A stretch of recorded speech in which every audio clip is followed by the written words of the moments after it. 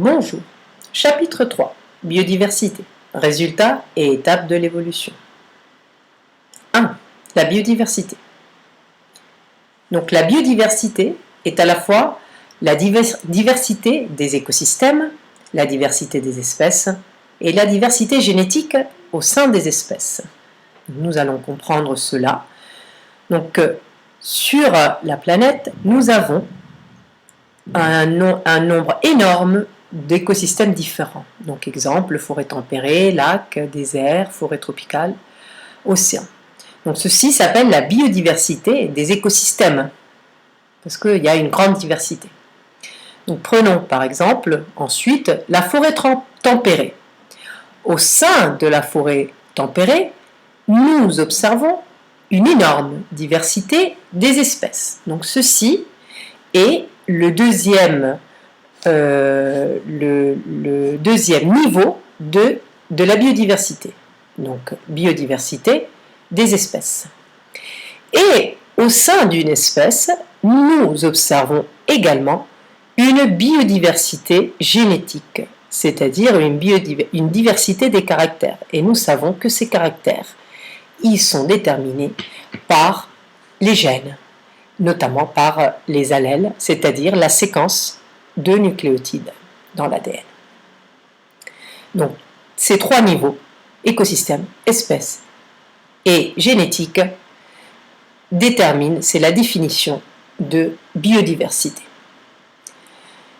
L'état actuel de la biodiversité correspond à une étape de l'histoire du monde vivant.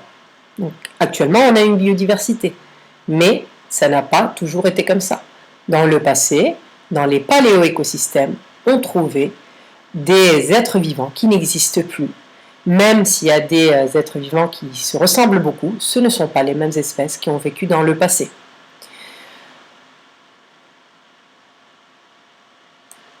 On considère que les espèces actuelles représentent 1% de toutes les espèces qui ont vécu sur la Terre.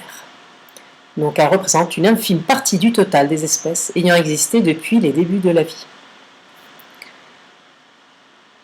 La biodiversité se modifie au cours du temps sous l'effet de nombreux facteurs, dont l'activité humaine, et d'autres facteurs que vous avez vus grâce aux devoirs maison, notamment des changements climatiques provoqués par des météorites, par des volcans, etc., les glaciations, voilà. Il y a eu dans le passé, avant que l'homme existe, il y avait d'autres raisons qui faisaient disparaître la biodiversité.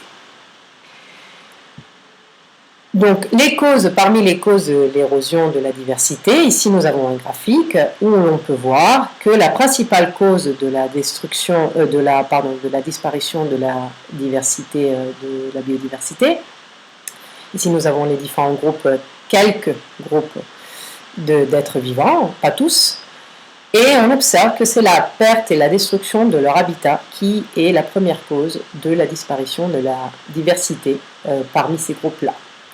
Donc ceci est provoqué par l'être humain principalement, qui détruit les écosystèmes pour l'agriculture ou bien pour s'y installer, pour vivre.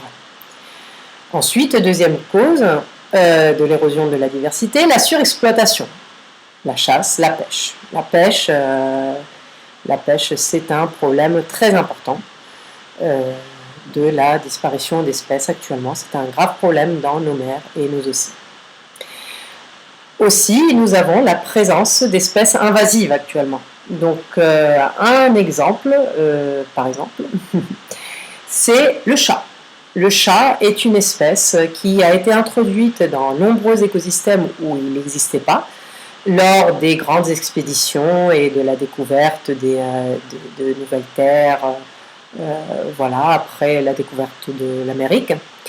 Et le chat, il était introduit parce qu'il partait dans les bateaux avec les Européens et il partait dans le monde entier.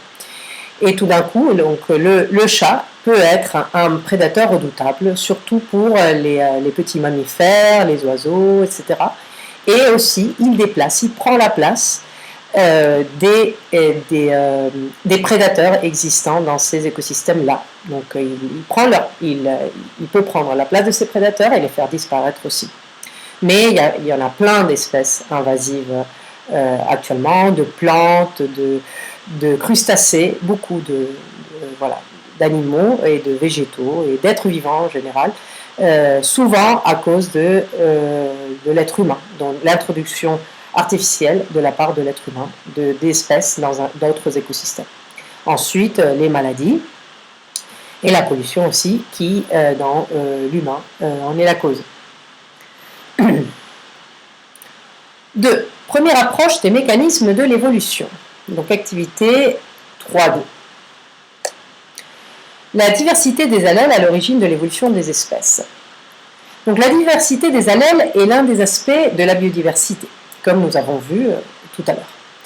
Les allèles apparaissent par mutation, voir le chapitre 2, au hasard. Ces mutations sont au hasard. Donc, tout d'un coup, il y a une mutation, un changement de la séquence nucléotidique dans l'ADN. Ceci fait qu'on avait, par exemple, ici, notre coccinelle, elle se retrouve, là, elle avait 3 taches, et hop, une mutation fait qu'elle va en avoir plein. Donc, après, on va voir quels sont les mécanismes qui vont faire que ceci s'installe, cette mutation s'installe, se répande dans la population.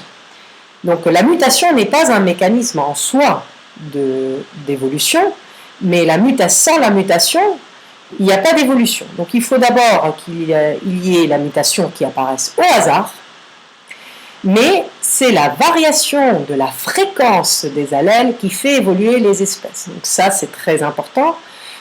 On peut avoir une mutation qui apparaît comme ça, mais si cette mutation, elle ne se répand pas dans la population, ça ne sert à rien, elle va disparaître, et alors l'espèce ne va pas évoluer, ne va pas changer.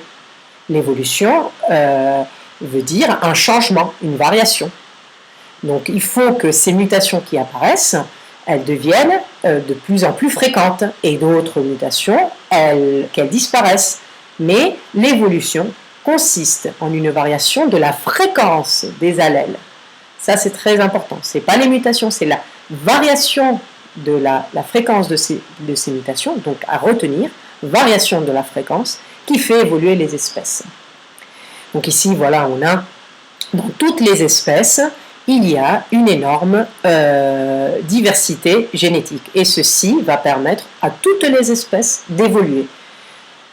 Donc, la fréquence des allèles dans une population varie grâce à ce qu'on va voir, les 2 mécanismes qu'on va voir tout à l'heure, la sélection naturelle et la dérive génétique. Donc, 2 mécanismes d'évolution, sélection naturelle et dérive génétique.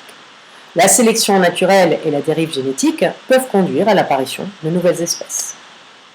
Donc les 2 mécanismes, on va les voir ensemble, vous les avez dans la leçon, ils sont séparés, mais ici on va les voir ensemble. Donc la dérive génétique, on va voir d'abord la sélection naturelle, Donc la sélection naturelle, en fonction des conditions, certains allèles peuvent favoriser ou défavoriser ceux qui les portent. Ils sont donc plus ou moins transmis au sein d'une population et au cours des générations. C'est la sélection naturelle au centre de la théorie de Charles Darwin. Donc ici, nous voyons un exemple de mulot, de souris. Donc ce sont des souris, il y en a blanches et il y en a noires. Et nous avons une chouette. Donc la chouette, il y en a il y a des souris qui vont être plus visibles que d'autres. Donc la chouette va sélectionner de façon différente. Donc il va manger de façon plus probable, il va en manger aussi des grises, mais de façon plus fréquente, il va en manger des blanches. Ça va faire que, au cours du temps, nous avons une modification dans la fréquence des allèles. Et notre population, qui au début était moitié-moitié, elle se retrouve principalement grise. Si à ça on rajoute tous les allèles et tous les facteurs environnementaux qui font une sélection sur l'animal ou l'être vivant, petit à petit, petit à petit, va évoluer. L'autre mécanisme évolutif, donc deux mécanismes évolutifs, c'est la dérive génétique. Et la dérive génétique, c'est simplement au hasard. Donc, dans la leçon, la dérive génétique est une modification aléatoire de la fréquence des allèles. Elle se produit de façon plus marquée lorsque l'effectif de la population est faible. Donc ici, nous avons une population, et puis simplement par hasard, parce qu'il y en a qui se reproduisent, il y en a qui ne se reproduisent pas, on va voir, comme vous avez pu faire l'expérience en cours, ça va nous donner une population différente à la population de la génération parentale. Donc ceci va aboutir petit à petit, des modifications qui vont s'accumuler dans une population et des modifications qui vont s'accumuler dans une autre population, à l'apparition de deux nouvelles espèces à partir d'une première espèce. Donc ça, c'est l'exemple que nous avons vu. On avait une ansatine au début. L'ansatine, elle est arrivée en Amérique ici, dans cette région-là. Et il y a eu des ansatines qui ont pris ce chemin-là. Donc là, nous avons des montagnes. D'accord ? Il y a des ansatines qui sont parties de ce côté-là et des ansatines qui sont parties de ce côté-là. Et dans leur migration, elles ont eu des mutations différentes d'un côté et de l'autre. Et les deux mécanismes évolutifs ont sélectionné ou ont fait plus fréquent, dans le cas de la dérive génétique, certains allèles. Donc on voit que d'ici de la première ansatine à la deuxième, il y a une petite différence. De celle-ci à celle-ci aussi, il y a une petite différence. Et de celle-là à celle-là aussi, une petite différence. La fréquence des allèles varie petit à petit. De l'autre côté, pareil, il y a une fréquence, il y a une variation graduelle de la fréquence des allèles, et nous retrouvons à la fin, voilà, une variante différente avec différents allèles. Donc ces ansatines-là, elles sont interfécondes entre elles, entre les voisines. Donc celle-là avec celle-là, celle-là avec celle-là, celle-là avec celle-là, et de l'autre côté, celle-là avec celle-là, celle-là avec celle-là, celle-là avec celle-là. Quel est le problème? C'est qu'on s'est rendu compte que au bout ici, quand la chaîne de montagne elle finit, que ces deux ansatines-là, elles ne sont plus interfécondes, c'est-à-dire qu'elles n'appartiennent pas à la même espèce.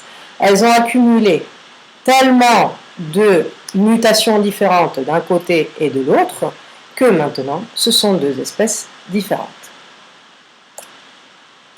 Donc, je vous ai fait, pour mieux comprendre, donc, un petit schéma. Donc, voilà nos ansatines au début. Et voilà les mécanismes qui vont faire évoluer nos ansatines d'un côté de la chaîne de montagne et de l'autre côté de la chaîne de montagne, la sélection naturelle et la dérive génétique, sélection naturelle et dérive génétique. Donc au cours du temps, voilà, hop, une mutation qui apparaît, donc elle est légèrement différente, et de l'autre côté, une autre mutation qui apparaît. Mais c'est une mutation mais elle continue, elles sont toujours de la même espèce. Donc les mécanismes évolutifs, donc elles se reproduisent et en se reproduisant, les allèles ils passent dans les générations suivantes. Et hop, une autre mutation du côté droit, et elle continue à se reproduire entre elles. Donc une autre mutation de l'autre côté. Et pareil, elle continue à se reproduire, et par sélection naturelle et dérive génétique, des mutations vont rester ou des mutations vont se perdre. Donc la reproduction continue des deux côtés, des mutations qui apparaissent d'un côté, elles continuent à se reproduire, de l'autre côté, d'autres mutations, d'autres individus qui apparaissent, nouvelle mutation, encore de la reproduction, et à chaque fois qu'on a reproduction, on a forcément sélection naturelle et dérive génétique. Et à la fin, on se retrouve avec, donc on avait une population d'origine, des mutations qui apparaissent et la fréquence des allèles qui va changer par sélection naturelle et dérive génétique. Et à la fin, nous allons retrouver deux ansatines qui n'appartiennent plus à la même espèce, même si entre elles ici, elles peuvent se reproduire, et entre elles ici, elles peuvent se reproduire. Voilà, ces deux-là ne peuvent pas se reproduire. Ici, il y a un schéma qui représente un peu mieux, mais qui est un peu plus compliqué. Donc ici, on voit dans la légende, nous avons les mutations. Donc à chaque fois qu'il y a une mutation qui apparaît, voilà, la mutation. Et il y a des variantes, des mutations qui apparaissent, et ces mutations, parfois, souvent d'ailleurs, ne vont pas être positives pour l'individu. Donc l'individu va disparaître. Ici, vous voyez, une mutation avec un résultat négatif pour l'individu. Mais parfois, on a une mutation avec un résultat positif. D'accord? Et ensuite, on a des mécanismes de sélection. Par exemple, cet individu-là, il s'est beaucoup reproduit dans la génération suivante, parce que peut-être qu'il a survécu, alors que les autres, parce qu'il était moins visible ou autre chose, autre raison. Donc les autres ne vont pas se reproduire autant. Voilà. Et celui-là, hop! Donc la fréquence de cette couleur-là va augmenter dans la génération suivante. D'accord? À tel point que les variantes orange, ici, sont disparues. Et il n'y a que des variantes rouges et vertes. Et ainsi de suite. Donc, souvent, on a des concepts qui sont erronés et qu'il faut chasser de votre tête, même si l'inertie de la société qui nous fait penser comme ça, voilà, nous fait penser comme ça. Donc, je vais vous aider à éliminer ces idées fausses de la tête. Donc, les gens, ce qu'ils pensent, c'est que on a une espèce et qu'il y a une adaptation globale de la population. Donc, ce que souvent, nombreux d'entre vous, vous aviez pensé au début avec notre histoire de phalène, vous pensiez, on a tout d'un coup plus de phalènes noires parce qu'elles se sont adaptées. Les phalènes noires se sont adaptées au tronc noir et ainsi de suite. Comme elles se sont adaptées petit à petit, on retrouve à la fin que la plus grande partie des phalènes sont noires. Or, ceci est faux. Comment ça fonctionne? Le schéma correct, nous avons une population, nous avons des mécanismes, la sélection naturelle à la dérive génétique, qui fait qu'il y ait des individus qui vont disparaître, qui ne vont pas se reproduire, et ceux qui se reproduisent, il y a des mutations non dirigées au hasard qui vont apparaître. Certaines de ces mutations vont être positives pour les individus qui les portent, et certaines, non. Donc celle-là, cette mutation-là, elle n'est pas positive, elle disparaît. Et alors, nous avons les deux nouvelles, celle-ci, elle est positive, elle reste. Les autres, ils vont, par sélection naturelle et dérive génétique, vont disparaître, parce qu'apparemment, les nouvelles mutations arrivées font que ces individus-là sont plus adaptés à leur milieu, et ainsi de suite. Donc après, on a de nouvelles mutations qui apparaissent, et la sélection naturelle, la dérive génétique qui apparaît. Donc les mutations sont avant, donc précèdent l'évolution. Donc d'abord on a des mutations qui apparaissent, hop, comme ça au hasard, et après la sélection naturelle et la dérive génétique s'occupent de sélectionner et de changer la variation des allèles pour nous retrouver une population différente à celle du début. Donc ceci, découle en une parenté entre les espèces. Donc parenté. Donc de nouvelles espèces apparaissent à partir d'espèces existantes. Ainsi, au sein de la biodiversité, des parentés existent qui fondent les groupes d'êtres vivants. Afin d'établir les parentés entre les êtres vivants, les scientifiques comparent leurs caractères, dont leur organisation, et les séquences nucléotidiques que nous n'avons pas vues cette année en seconde. Mais je sais que nombreux d'entre vous, vous l'aviez mis comme hypothèse pour l'activité 3.3. Et même si on ne l'a pas vue, votre hypothèse, elle était vraie. Il y a une partie de la phylogénétique qui se fait à partir des séquences nucléotidiques. On compare les séquences des gènes entre les espèces pour voir lesquelles sont plus apparentées. Donc vous allez juste. Donc la science qui étudie la parenté entre les êtres vivants en les comparant leur caractère ou leur séquence d'ADN, s'appelle la phylogénie. Donc ici, nous avons comment on compare. Donc nous avons différents organismes. Donc ici, nous voyons que les organismes ont des axes. D'accord. Ici, voilà, on a les arthropodes et les vertébrés, qu'on verra plus en détail, ont les mêmes axes de polarité, antéro-postérieur et dorso-ventral. Mais il y a d'autres organismes qu'on n'a pas vus, par exemple notamment les échinodermes, qui ont 5 axes de polarité. Ça, on ne l'a pas vu, mais sachez. Donc déjà, ces organismes-là, ils se ressemblent un peu plus du fait qu'ils ont uniquement 2 axes de polarité. D'accord? Alors qu'il y a des animaux qui en ont plus. Après, donc, ces axes-là nous ont aidé à établir ce qu'on appelle, à étudier le plan d'organisation. Donc vous l'avez fait, vous l'avez dessiné, vous, pour différents animaux. Donc voilà le plan d'organisation pour l'être humain, pour le poisson et pour le calmar.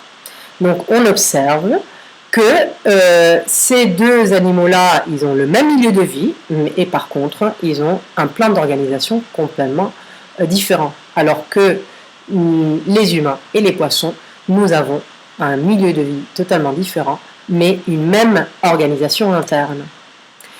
Donc si on compare tous les animaux que nous avons étudiés, nous pouvons observer que le poisson, l'être humain, la souris et la grenouille, ces 4-là, nous les avons comparés et on a remarqué qu'ils ont pratiquement le même plan d'organisation. Alors on peut dire, c'est comme ça qu'on établit une parenté, un groupe d'êtres vivants qui sont apparentés. C'est ce groupe-là, on l'appelle les vertébrés. Donc les vertébrés, c'est un groupe qui a évolué d'un même ancêtre commun, qui a une parenté, et voilà. Donc après, ici, nous avons 2 êtres vivants, donc le calmar et les criquets, qui dans l'histoire de la biologie, on avait tendance à mettre dans un autre groupe les invertébrés, puisque ça c'était les vertébrés, ceux-là on les appelait les invertébrés. Mais on se rend compte que ces 2 animaux-là ont des plans d'organisation complètement différents. Par conséquent, on ne peut pas les mettre dans un groupe. Donc le groupe des vertébrés existe bien, c'est un groupe d'êtres vivants apparentés. Mais le groupe des invertébrés, ce n'est pas un groupe, c'est ceux qui ne sont pas dans le groupe des vertébrés. Mais on ne peut pas les mettre dans un groupe. Donc ensuite, on a vu au sein des vertébrés que nous avons, donc on a conclu, c'est un groupe, nous avons une parenté. Donc je lis pour corriger la leçon. Les vertébrés ont une organisation commune au niveau du squelette osseux, organisé autour d'une colonne vertébrale formée de vertèbres, avec un crâne, des côtes et des membres reliés à des ceintures osseuses. Donc voilà, je vous ai préparé une jolie présentation du squelette. Donc tous les vertébrés ont une colonne vertébrale formée de vertèbres. Donc ça c'est les côtes, le crâne, ils ont tous un crâne et ils ont tous des membres reliés à des ceintures osseuses. Donc ici, ça c'est une ceinture, ceinture, ceinture, ceinture, ceinture, ceinture. Alors, tous les êtres vivants aussi, donc je continue à lire le document, les vertébrés aussi ont la présence d'un plan de symétrie bilatérale. D'accord? Donc voilà le plan de symétrie bilatérale, c'est le plan qui nous coupe en 2 parties, en 2 côtés symétriques, le plan de symétrie bilatérale. et deux axes de polarité, comme nous l'avons vu. Antéro-postérieur, dorso-ventral. Antéro-postérieur, dorso-ventral. Dorso-ventral, antéro-postérieur. Et les insectes, nous avons vu, ont un plan d'organisation différent, notamment le système nerveux, il est ventral. Donc maintenant, la classification du phylogénétique du vivant. Donc en comparant les êtres vivants, on établit ainsi des groupes et des liens de parenté. Donc si on compare les êtres vivants, on se rend compte que l'être humain et la chauve-souris sont très proches, ont un degré de parenté élevé. Ce sont des mammifères. Et ce groupe-là est apparenté au coq domestique. Et ainsi de suite. Le petit carré ici représente l'ancêtre commun, hypothétique. Donc ça veut dire que l'homme et la chauve-souris, à un moment donné, ils ont eu un ancêtre commun, comme dans le cas des ansatines. La première ansatine qui est arrivée sur le continent, c'est elle l'ancêtre commun de tous les autres animaux qui vont apparaître, toutes les autres espèces qui vont apparaître par évolution. Donc ainsi, nous pouvons établir des groupes, comme tout à l'heure. Le groupe des vertébrés, que nous avons compris, c'est un groupe en soi, parce qu'il a des caractères qui font de lui un groupe. Dans ce groupe-là, il y a des innovations évolutives, c'est-à-dire des caractères qui apparaissent pour la première fois dans ce groupe-là. Donc ici, les vertébrés, ils contiennent des vertèbres. Et les autres êtres vivants qu'on pourrait dessiner ici ne vont pas avoir de vertèbres. Donc tous ceux qui sont là dans cet encadré vert ont des vertèbres. Ce sont des vertébrés. Au sein des vertébrés, ensuite, donc nous avons ici l'apparition des poumons. Donc la carpe n'a pas de poumons, mais tous ceux qui sont ici, ils vont avoir des poumons. Ensuite, ici, nous avons l'apparition de doigts et de membres avec une organisation squelettique particulière, avec le bras, l'avant-bras, etc. Ce sont les tétrapodes que nous avons vus aussi en cours. Et voilà, nous avons les amniotes, nous avons les mammifères. On peut dire, je vais lire le cours, les scientifiques, ils représentent les liens de parenté à l'aide d'arbres phylogénétiques. Donc ceci s'appelle un arbre phylogénétique et représente les liens de parenté. Plus on est proche dans l'arbre et plus on est proche en parenté. Et il y a moins longtemps que l'ancêtre commun vivait. Donc les parentés des espèces d'un groupe suggèrent qu'elles partagent toutes un ancêtre commun. Donc voilà, un ancêtre commun, ça c'est l'ancêtre commun pour ces trois espèces-là, l'ancêtre commun pour ces quatre espèces-là. Donc avec ceci, nous avons fini le chapitre 3. Si vous avez des questions, n'hésitez pas à me contacter. Merci. Ah, excusez-moi. J'avais oublié de vous présenter le schéma bilan. Donc ici vous avez, oui, parce que c'était un schéma bilan très intéressant, donc le plan de symétrie, les axes, voilà, le squelette et les liens de parenté. Voilà. Je crois qu'avec ça j'ai fini, si j'ai pas de surprise. Voilà. On a fini. Donc merci beaucoup.